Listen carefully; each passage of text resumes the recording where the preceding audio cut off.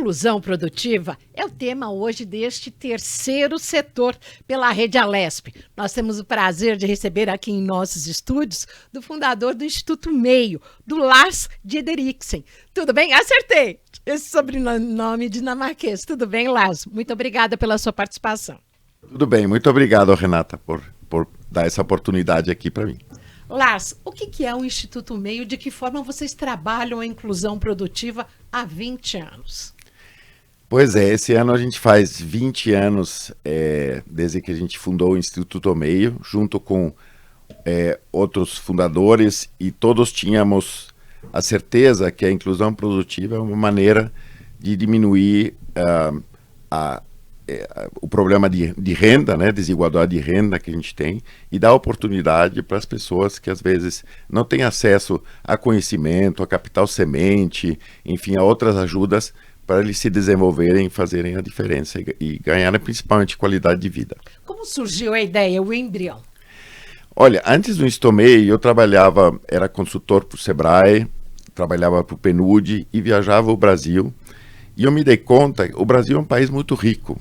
O Brasil tem, enfim, as comunidades às vezes não conseguem enxergar a riqueza que eles têm, ou não sabem o que fazer com essa riqueza.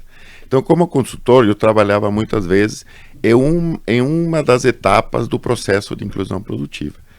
E aí, junto com o Eduardo Parente, que é o administrador, eu falei, não, precisamos montar uma equipe multidisciplinar que tenha conhecimentos tanto de mercado, como de gestão de negócio, como de produção, para levar essas oportunidades para essas comunidades, seja na periferia ou fora dos grandes centros urbanos, para que eles tenham a oportunidade de gerar renda e, com isso, levar qualidade de vida às suas comunidades. E desta forma vocês apoiam os empreendedores na autonomia da geração de renda? Exatamente.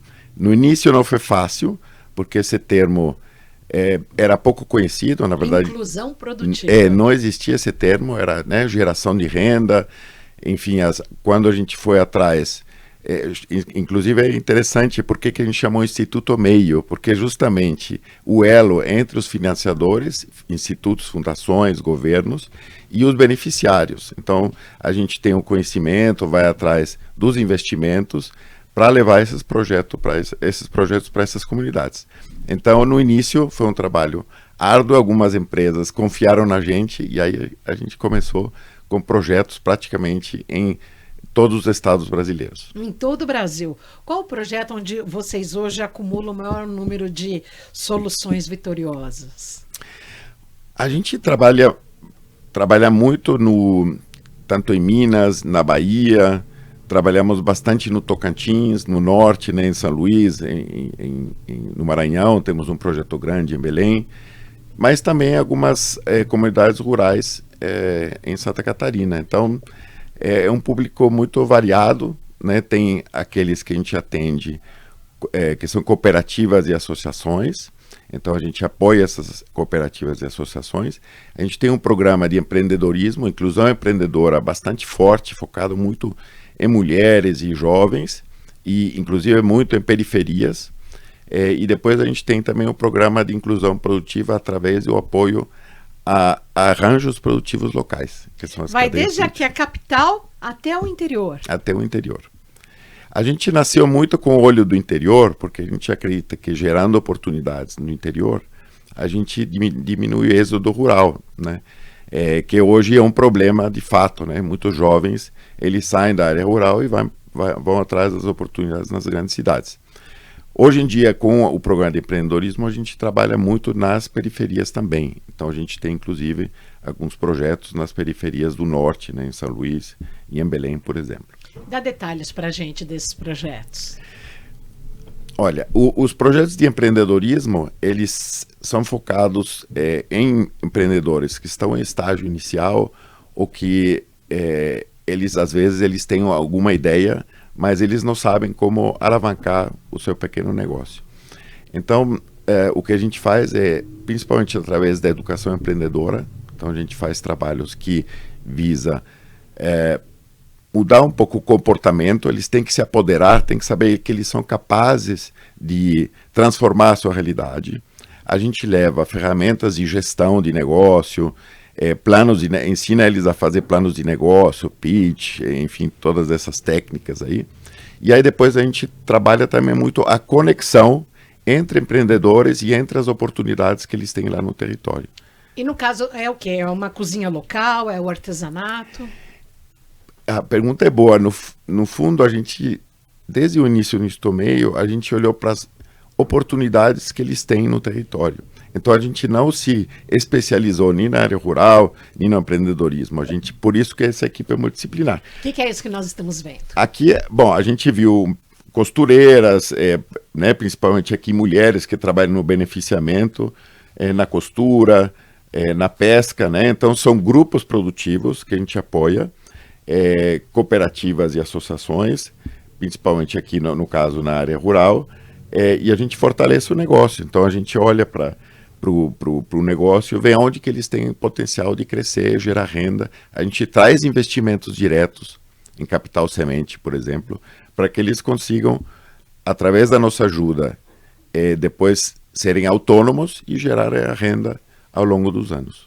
Ali nós vemos imagens de morango. O que é? O que tem? Onde é? De que forma vocês fomentam isso? Então, acho que o morango é um bom exemplo para te explicar como funciona. A gente trabalhou muito tempo numa pequena cidade no interior de São Paulo que chama Apiaí, no Vale do Ribeira. Lá tinha umas comunidades rurais que trabalham muito com tomate. O tomate é uma lavoura que depende muito de intermediários e usa também muitos defensivos agrícolas. Então as pessoas ficavam doentes. Eu conheci algumas pessoas de idade que deviam dinheiro aos atravessadores, enfim.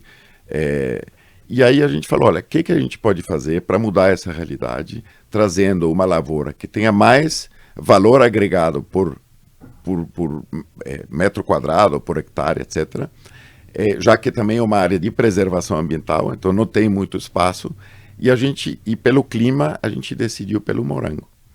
E aí o morango você consegue, introduzimos morango orgânico, inclusive, né? Então, e até hoje... Muito mais saudável, e tem um mercado garantido. Então o que a gente fez foi dar um empurrão para que esses agricultores familiares, e eram principalmente mulheres, plantassem o morango e comercializassem, tanto in natura, como também beneficiado, por exemplo, em geleias. E aí consegue um valor agregado e estender a produção e comercialização para uma ampla região, não apenas ali para o município, né? Exatamente. Então ele traz, inclusive, essa riqueza para o município, gera renda, diminui a desigualdade de renda, né? E fixa também os jovens lá no campo, que é muito importante.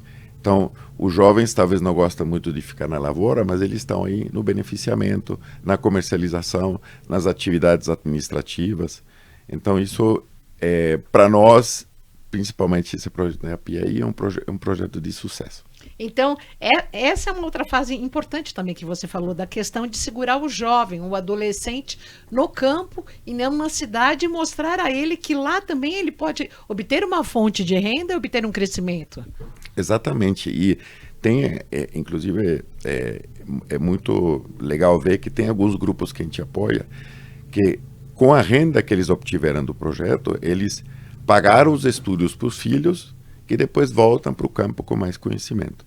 Então, essa roda virtuosa, vamos dizer assim, ela começa a girar sozinha, sem a ajuda de alguma organização como esse do meio. Esse é o nosso sonho, né? Mas alguém tem que colocar essa roda para rodar no início. Como é que vocês identificam populações ou nichos que possam ser beneficiados pelo Instituto Meio, e se vocês também vão atrás de financiamento de investidores para que esses projetos progridam? Ótima pergunta, Renata.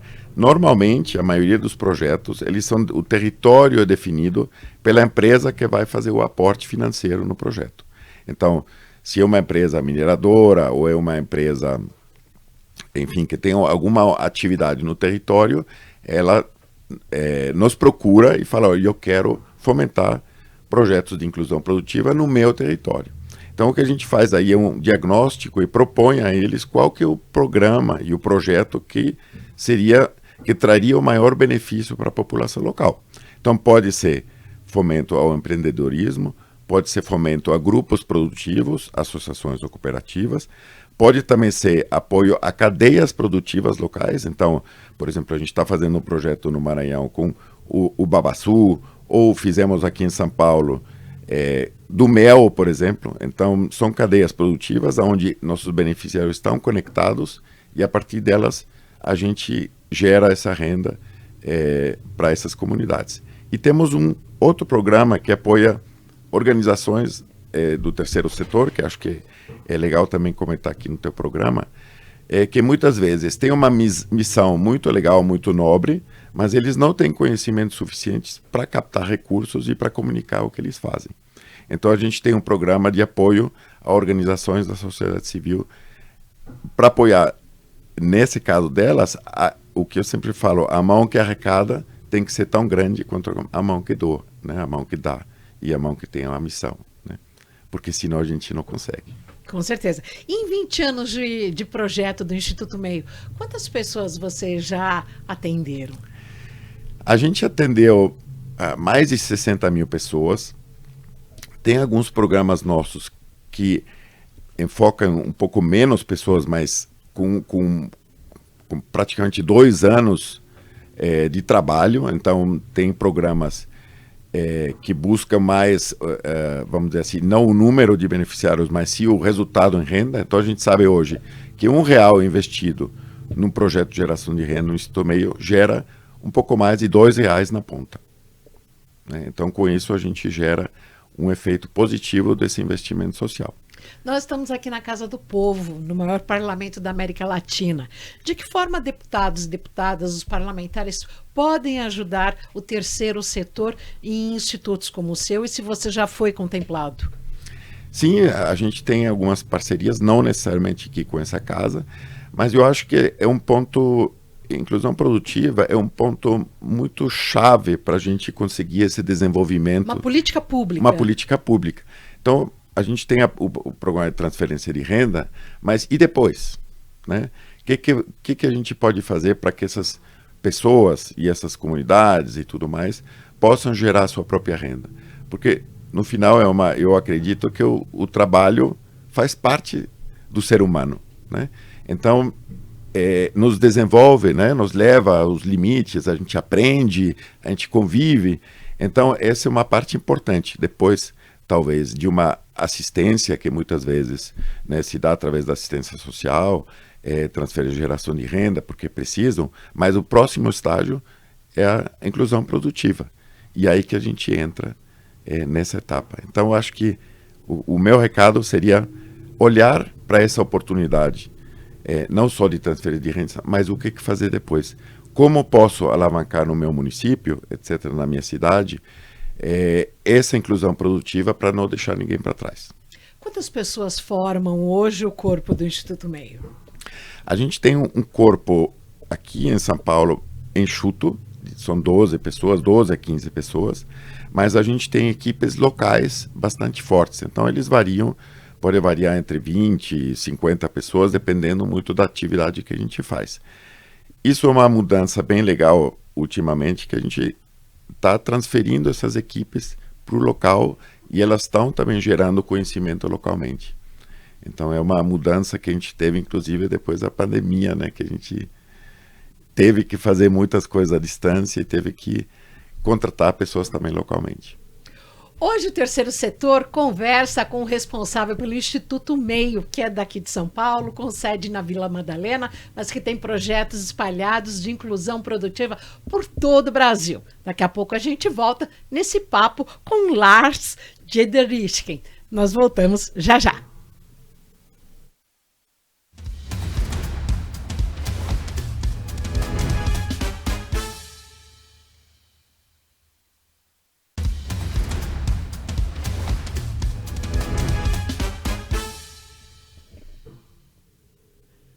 Você segue acompanhando aqui essa segunda parte do terceiro setor na Rede Alesp. Hoje falamos com o responsável, fundador do Instituto Meio, o Lars Jederischen. Lars, conta pra gente, quais foram os principais projetos ao longo desses 20 anos? conta dos projetos e também a localização, já que vocês atuam em todo o Brasil. Essa pergunta é difícil, tem muitos casos interessantes, muitas pessoas que a gente conhece. Cases de sucesso. Cases de sucesso. Vou contar um que é bem emblemático aí no Istomeio, de um grupo de mulheres em Minas, no interior de Minas Gerais, numa cidadezinha pequena de 5, 6 mil habitantes, que, enfim, que a gente conheceu porque lá estava passando um mineroduto, né, uma construção, e a gente tinha que olhar o território para ver quais eram as oportunidades de inclusão produtiva no território. E aí a gente chegou nessa cidade e falou, nossa, o que nós vamos fazer? Que potencial tem? Não tinha nenhum grupo formal, enfim. E antes de desistir, chegaram uma senhora e falaram, olha, nós sabemos fazer doces, fazemos em casa. E não somos poucas não, aqui todo mundo sabe fazer. Vocês nos dão uma chance aí de mostrar o que a gente sabe fazer? E aí elas nos mostraram como elas sabiam fazer doce de leite, compotas, doces, aquilo que todo mineiro, toda mineira também sabe fazer. Tem expertise em saber. Isso, nasce sabendo. Nasce sabendo. Do lado do tacho. Exatamente. E aí a gente fez um pequeno estudo e viu que tinha potencial, que a cadeia do leite estava no território, a cadeia das frutas também. Então a gente não ia só beneficiar essas 20 mulheres, mas também toda a cadeia do leite e das frutas. Agregar toda a região. Exatamente. Então começamos aí com uma pequena cozinha, e aí você perguntou um pouco o que às vezes a importância do poder público. A prefeita falou, eu ponho o espaço, vocês põem a reforma e os equipamentos e a capacitação das meninas. E aí, isso através de... Em que cidade? Isso foi Santo Antônio do Grama, no interior de Minas Gerais. E aí, a gente começou a trabalhar com elas, fizemos a reforma, trouxemos tachos, né, mais modernos, etc. E elas começaram a produzir esse doce de leite. Elas ganharam o prêmio de melhor doce de leite de Minas. Eu sempre falo, se é de Minas, é do mundo, né? Porque, enfim. Então elas ficaram famosas, conseguiram juntar dinheiro para construir a própria sede, e hoje elas vendem praticamente toda a região ali de Minas, e viraram o maior empregador fora a prefeitura no município de Santo Antônio do Grama. Chama Sabores do Grama, quem quiser pesquisar. Uma referência. Uma referência. E aí tem também outros trabalhos interessantes, por exemplo, com turismo de base comunitária, que a gente trabalhou num quilombo no interior de Tocantins, na região do Jalapão, onde todos os turistas passavam na frente e ninguém entrava, porque estava fora do roteiro oficial aí do Jalapão. Então falaram, vamos fazer um projeto, isso na época foi financiado por um programa da Caixa. Vamos propor um projeto, tem um edital aberto, e a gente foi contemplado, e trabalhamos o turismo de base comunitária lá no Quilombo do Prata, no Jalapão. No Jalapão, no Tocantins. No Tocantins. E a partir desse momento virou um atrativo, compramos bicicletas, arrumamos algumas casas, compramos camas e tudo mais, eles estavam no Booking. Então começou a gerar renda em toda a comunidade. E isso certamente deve ter atraído mais investidores para a região, né? Ou mais empreendedores. Exatamente, porque o turismo ele tem muitas atividades transversais, né? Então, quando a gente apoia o turismo, mesmo que seja numa pequena escala, ele vai se multiplicando porque os turistas têm que chegar lá, ficam no restaurante, dormem em alguma outra cidade. Então, é um projeto que multiplica o nosso investimento. Quando a gente vai lá, a gente vê quanto que ele cresceu depois, inclusive, que a gente saiu do território. Qual o primeiro passo para ter acesso ao Projeto Meio, ao Instituto Meio? Então, projetos de geração de renda, né? Por exemplo, aqui o pessoal plantando coentro aqui no Maranhão, o primeiro, muitas das vezes, vem através do investidor. Então, por exemplo, aqui a Fundação Vale, enfim. Esse é o artesanato. Esse é o artesanato, exatamente. Esse aqui no Tocantins, Capim Dourado. É verdade, isso. Capim Dourado. Então, isso aqui no Nordeste, são as bordadeiras lá no interior de Pernambuco. Então, aqui o Capim Dourado, mas com Buriti, numa área indígena, do Xerentes, que a gente já trabalhou também. Aqui é o beneficiamento, né, da mandioca. enfim, todas essas atividades que a gente apoia, a gente tem, enfim, normalmente é a empresa que está no território e a gente descobre essas pessoas. Mas também tem o outro lado, a gente pode, junto com comunidades, escrever projetos para buscar esse financiamento. Mas é mais fácil o caminho mais natural é vocês descobrirem esses empreendedores para fazer a inclusão do que eles baterem na porta de vocês. Exatamente. Até em função da distância, da dimensão do Brasil. Isso, e do jeito que a gente se organizou também. A gente não trabalha diretamente com as pessoas na ponta, se não ser dentro de um projeto estruturado. Então, por exemplo, agora vamos trabalhar com empreendedorismo periférico, e aí a gente tem o financiamento de uma empresa e de um banco, um grande banco público, e a gente vai lá e vai ainda descobrir esses empreendedores que precisam desse impulso para poder crescer e se desenvolver. Aqui na região da Grande São Paulo, como é que vocês trabalham? Aqui a gente fez alguns projetos também interessantes com, por exemplo, com empreendedores da cadeia da beleza na Zona Leste. Então a gente levantou todos os salões e cabeleireiros e barbearias que tinha, e a gente fazia um trabalho que era um banho de loja. Então a gente ia lá com ele, sentava e falava, olha, vamos fazer um diagnóstico rápido, o que você precisa fazer, vamos trazer aqui conhecimento e um projeto, ideias para você transformar teu salão num salão melhor do que quando a gente chegou. E aí a gente fazia às vezes pintura, remodelava a fachada, às vezes era uma questão de atendimento, às vezes a gente ajudava com ferramentas de gestão, né, como fazer para... Vocês adubam. A gente aduba, exatamente. Junto com os beneficiários, isso é muito importante. Né? A gente não tem a receita pronta, a gente desenvolve isso com eles e a gente acredita que levar esses conhecimentos, esse dinheiro, esse financiamento para eles, faz com que eles possam se desenvolver e depois não precisa mais da gente. A gente sabe que o dinheiro é escasso, mas projetos como esse em grandes centros urbanos, vocês realizam de forma recorrente? A gente realiza de forma recorrente. A ideia é não gerar dependência, tanto que na maioria dos nossos projetos a gente tem a última etapa chamada autonomia, justamente para a gente conectar esses empreendedores para as oportunidades locais que eles têm e que não precisam do Instituto Meio.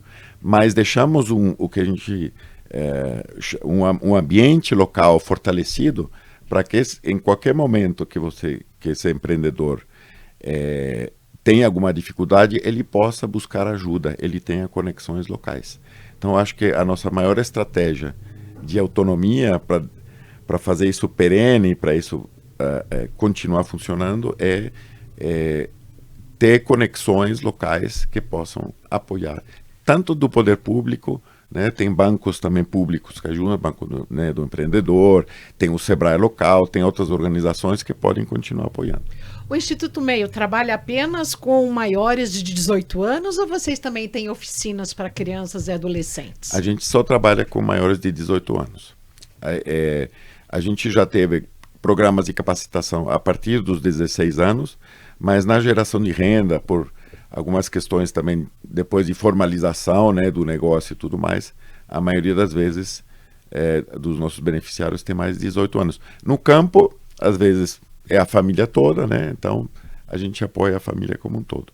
Lars, puxando pela memória, olhando para trás nesses 20 anos, quais os principais, qual o impacto que a ONG já gerou em diversas comunidades? Então, que a gente falei, R$1 que a gente investe, ele retorna durante o projeto em mais de R$2 na comunidade. Mas você observa, depois tem até a curiosidade de voltar lá para saber, alguns anos depois, para saber se aquilo continua dando, se essa fonte continua progredindo? Exatamente. A gente fez um trabalho um tempo atrás, justamente olhando para trás, para olhar os nossos 20 anos, né? Isso o ano passado, e mais de 90% dos projetos, eles continuam. Então, isso quer dizer que, durante todo esse tempo, eles geraram renda. Alguns se fortaleceram muito, e realmente são casos de sucesso, alguns um pouco menos. Mas a gente acredita que a gente deixou a nossa marca no local que tem a ver muito com uma mudança de comportamento, de empoderar as comunidades. De cultura, deles perceberem que são capazes de mudar a realidade onde eles estão. Isso é muito importante e é uma semente que, se bem plantada, ela nunca morre, né? Porque uma vez você acreditando no teu potencial e vendo que isso aí dá resultado, você não volta atrás. E pessoalmente, qual o feedback que você tem?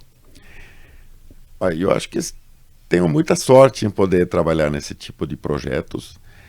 Não é fácil, teve épocas que eu viajei muito, 2 semanas por mês, fora de casa, né, me doando ali para esse trabalho, mas eu acredito que essa é uma forma de ter um mundo melhor, então é uma forma de eu poder contribuir também para um mundo melhor. E eu acho que hoje, com a automatização e a inteligência artificial, a gente precisa saber descobrir as pessoas, as comunidades, principalmente né, os mais vulneráveis, precisam, com a nossa ajuda, aprender a descobrir as suas vocações, o que nós vamos fazer, o que nós podemos fazer, como que a gente pode transformar a nossa realidade.